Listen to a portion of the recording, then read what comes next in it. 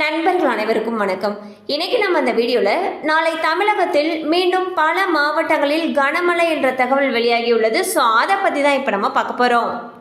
வங்கக்கடலில் அடுத்த 24 மணி நேரத்தில் புதிய காற்றழுத்த தாழ்வு பகுதி உருவாக வாய்ப்பிருப்பதாக வானிலை ஆய்வு மையம் கணித்துள்ளது. மேலும் காற்றின் வேக மாறுபாடு காரணமாக அடுத்த 2 நாட்களுக்கு தமிழகத்தில் மழை நீடிக்கும் என்றும் குறிப்பிடப்பட்டுள்ளது. இந்நிலையில் இன்றிரவு கரூர், திருச்சி, கோவை, நீலகிரி, மதுரை, சிவகங்கை, விருதுநகர், செங்கல்பட்டு, சென்னை, காஞ்சி, திருவள்ளூரில் மழை பெய்யக்கூடும் எனவும் தெரிவிக்கப்பட்டுள்ளது.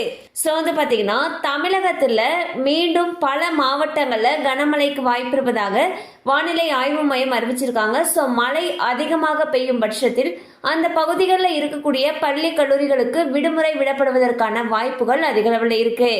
கண்டிப்பாக அந்த அப்டேட் உங்களுக்கு பயனுள்ளதாக இருந்திருக்கும் நம்புறோம். மேலும் இது போல அப்டேட்ஸ் உங்களை உடனே ரீச் ஆகணும்னு நினைச்சீங்கன்னா நம்ம சேனலோட தொடர்ந்து இணைந்திருங்கள்.